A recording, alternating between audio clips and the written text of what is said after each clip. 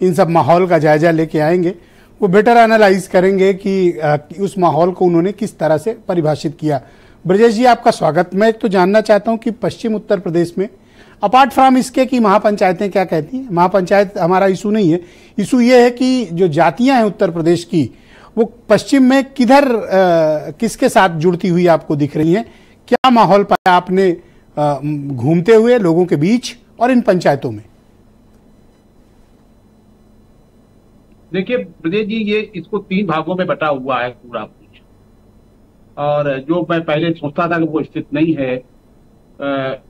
स्थिति ये है कि बीजेपी के साथ जो पुरानी जातियां थी, अति पिछड़ा है वो बना हुआ है, जो सवर्ण है उसका बड़ा हिस्सा बना हुआ है, और जो समाजवादी पार्टी है उसके साथ मजबूती से मुस्लिम एकजुट है उसके साथ।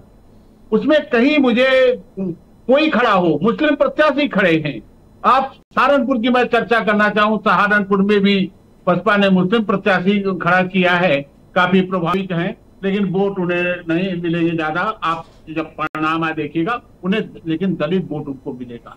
इस बार एक परिवर्तन मुझे दिख रहा है कि जो मायावती का सजाती वोट है उसमें कोई टूट नहीं है, वो मजबूती से एकजुट है।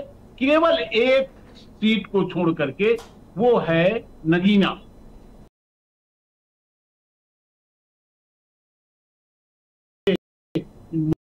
वो एक पर है, वो सीधी लड़ाई पे आ रहे हैं। मुझे लगता है कि आकाश आनंद जो चंद्रशेखर को गाली गलौज कर, ये बीएसपी को उल्टा पड़ गया। नहीं, वो ज्यादा असर नहीं हुआ। वास्तव में चंद्रशेखर को, ये लोगों को लगता है कि चंद्रशेखर मेहनत करते हैं, उनके बीच रहते हैं, तो उनको लोकसभा प्रयास करेंगे। लेकिन अब समस्या ये है कि बसपा मायावती का भी समर्थक काफी है, तो वो अभी भी अलग है। प्रयास भी किया है, आकाश आनंद भी वहां बोले हैं, तो उस वोट में इस बार पिछली बार के मुकाबले ज्यादा एकजुटता है वहां पर। अब आप मुझे बताइए कि जाट समाज जो है तो 17%, लेकिन इनका पॉलिटिकल डोमिनेशन बहुत स्ट्रांग है। सिर्फ 17% होते हुए भी ये इलाका जाटलैंड कहलाता है, जिधर जाट जाते हैं वही जीत।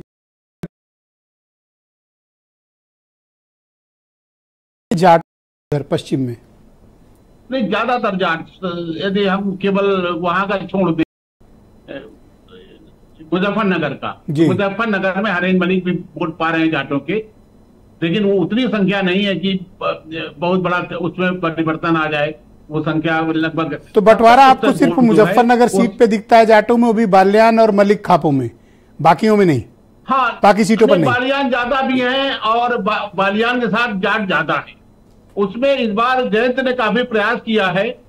तो जो पिछली बार क्या हुआ था, यदि हम पिछली बार की तुलना करें तो पिछली बार 70% जाट जो है वो अजीत सिंह के साथ गया था। इस बार वो 70% जाट संजीव बालियान के साथ जा रहा है।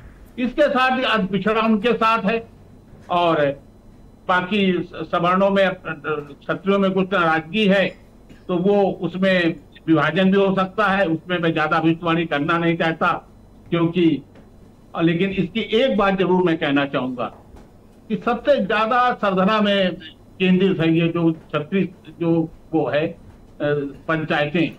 आप सरधना का परिणाम देखिएगा क्या आता है। वास्तव में जब हम पंचायत करते हैं ब्रजेश जी, आपका असेसमेंट पॉलिटिकली क्या कहता है कि ये जो 24 गांव है सरधना के 24 ही, मैंने देखा था, बात भी की थी मैंने आज 2-3 लोगों से वहां पे जो मेरे जानने वाले, तकरीबन बता रहे थे कि 1,18,000 जो कास्ट होने वाले वोट हैं वो हैं उनके पास। अगर मैं मानूं कि 60-70% भी कास्ट हो जाएंगे इसमें, ये किसके साथ जाएंगे इस बार? देखिए, इसमें ज्यादातर तो जाएंगे इनके खिलाफ, बालियान के, लेकिन उसका ये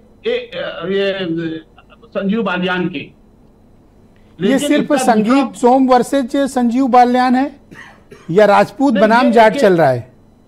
नहीं, राजपूत बनाम जाट नहीं हो रहा।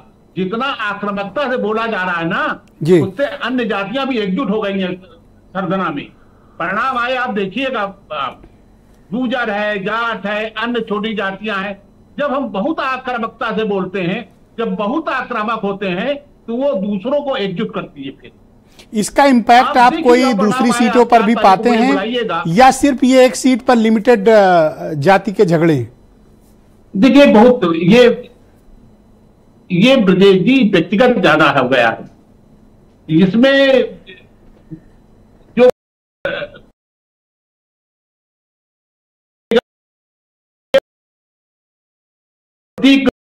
है लड़ाई होती है 2022 से शुरू होती है, जब तुम चुनाव हार जाते हैं जी, और उन्हें लगता है है उस जगह, उसके बाद गिलाधर नियुक्त होता है, उसमें भी लगता है कि संजीव बालियान ने नियुक्त करा दिया है। ये सारी बातें मिलके हुआ है, लेकिन मुझे लगता है कि डिबेट के नेक्स्ट राउंड में ब्रजेश जी आपके बाकी कम्युनिटी पर भी बात करेंगे कि गुर्जर और अपर कास्ट इन सब के बीच क्या चल रहा है। वीरेंद्र जी भी हमारे साथ